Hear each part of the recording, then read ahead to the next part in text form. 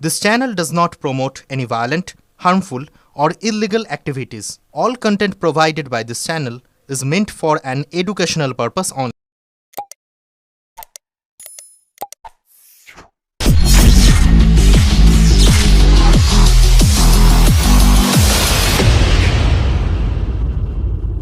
হুগলি জেলা প্রশাসনের উদ্যোগে ভারতের জনগণনা 2027 উপলক্ষে স্বগণনার প্রচার শুরু। 1 আগস্ট থেকে প্রথম পর্যায়ের সূচনা হলো চুঁচুড়া রবীন্দ্র ভবন থেকে। ভারতের জনগণনা 2027 উপলক্ষে সাধারণ মানুষের মধ্যে সচেতনতা বৃদ্ধি এবং স্বগণনা প্রক্রিয়ায় অংশগ্রহণ নিশ্চিত করতে হুগলি জেলা প্রশাসনের উদ্যোগে শনিবার চুঁচুড়া রবীন্দ্রনাথ ভবন থেকে আনুষ্ঠানিকভাবে প্রচার কর্মসূচির সূচনা করা হয়। এদিন জনগণনার বিভিন্ন দিক তুলে ধরে একটি প্রচারমূলক গাড়ি উদ্বোধন করা হলো, যেখানে স্বগণনার কর্মসূচি, সময়সূচি, পদ্ধতি, কিউআর কোডের মাধ্যমে অনলাইনে স্বগণনার সুবিধা সম্পর্কে বিস্তারিত তথ্য তুলে ধরা হবে। প্রশাসনের পক্ষ থেকে জানানো হয়েছে 1 আগস্ট থেকে 15 আগস্ট 2026 পর্যন্ত চলবে স্বগণনা পর্ব এবং এরপর 16 আগস্ট থেকে 14 সেপ্টেম্বর 2026 পর্যন্ত গৃহ তালিকা প্রস্তুতকরণ এবং জনগণনার কাজ পরিচালিত হবে। এই দিনের অনুষ্ঠানে উপস্থিত ছিলেন চুঁচুড়ার বিধায়ক সুবীর নাগ, চন্দননগর পুলিশ কমিশনার, পুলিশ জেলা, হুগলি জেলা পরিষদের সহসভাধিপতি, হুগলি জেলা প্রশাসনের বিভিন্ন আধিকারিক, পৌরসভা ও পঞ্চায়েত এলাকার আশাকর্মীরা, পাশাপাশি বিভিন্ন সরকারি দপ্তরের কর্মকর্তারাও। আমাদের জনগণনা আমাদের বিকাশ এই মূল স্লোগানকে সামনে রেখে প্রত্যেক নাগরিককে জনগণনায় সক্রিয়ভাবে অংশগ্রহণের আহ্বান জানানো হয়েছে। স্ট্যান্ডে থাকা কিউআর কোড স্ক্যান করে সহজেই অনলাইনে স্বগণনা সম্পন্ন করার ব্যবস্থাও রাখা হয়েছে, যা ডিজিটাল পরিষেবার মাধ্যমে নাগরিকদের অংশগ্রহণকে আরও সহজ ও দ্রুত করবে। জেলা প্রশাসনের পক্ষ থেকে বোঝানো হয় বা জানানো হয়, জনগণনার মাধ্যমে সংগৃহীত তথ্য দেশের উন্নয়ন পরিকল্পনা, সরকারি প্রকল্পের সুষ্ঠু বাস্তবায়ন এবং ভবিষ্যৎ নীতি নির্ধারণে অত্যন্ত গুরুত্বপূর্ণ ভূমিকা পালন করে। তাই প্রত্যেক নাগরিককে নির্ভুল ও সঠিক তথ্য প্রদান করে জনগণনা প্রক্রিয়ায় সক্রিয় সহযোগিতা করার আবেদন জানানো হয়েছে। আজ এই অনুষ্ঠান থেকে প্রথম সেলফ ইনোমিনেশন ফিল আপ করলেন বিধায়ক সুবীর নাগ নিজে। ফর্ম ফিল আপ করে উৎসাহিত বিধায়ক এবং উৎসাহিত করলেন স্বয়ং সকল চুঁচুড়াবাসীর কাছে। তিনি আহ্বান করেন,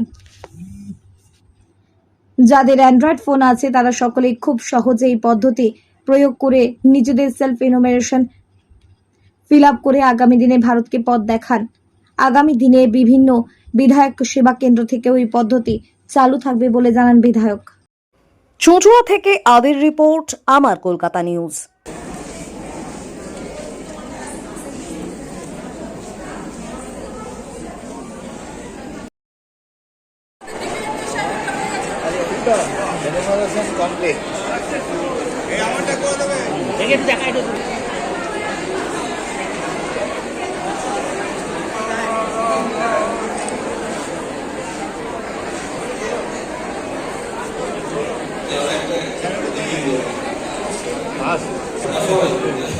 দাদা স্যার একটুখানি পাশে I have completed the enumeration.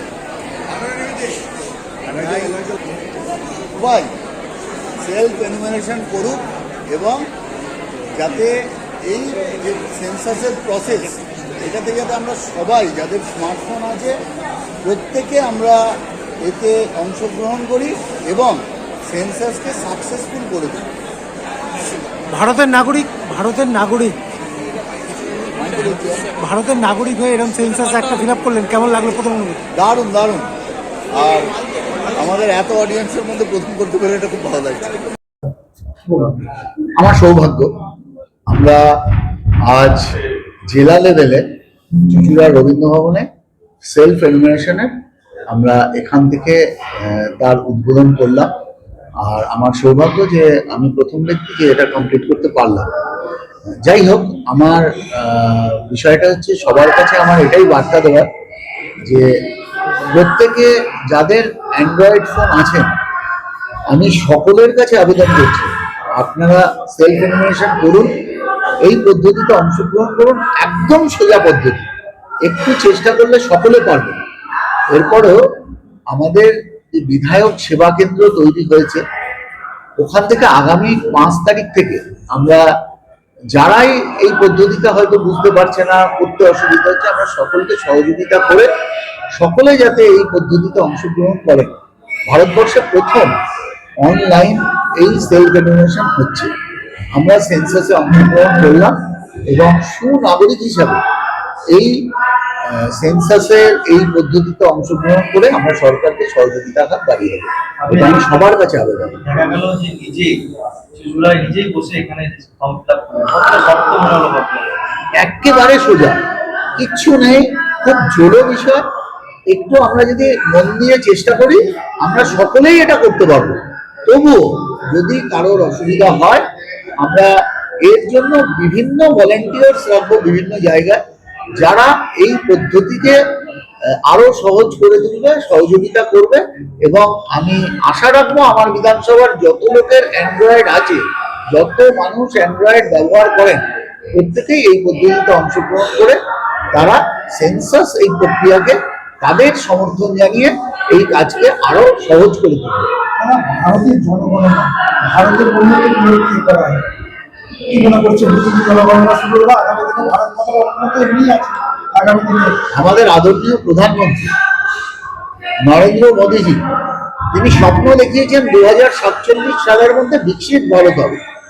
এটাও তার একটা পদক্ষেপ মাত্র। আমরা সমস্ত আঙ্গিকে ভারতবর্ষকে বিশ্বগুরু বানানোর আমাদের যে প্রচেষ্টা, এটা তার একটা সাধর্থক পদক্ষেপ।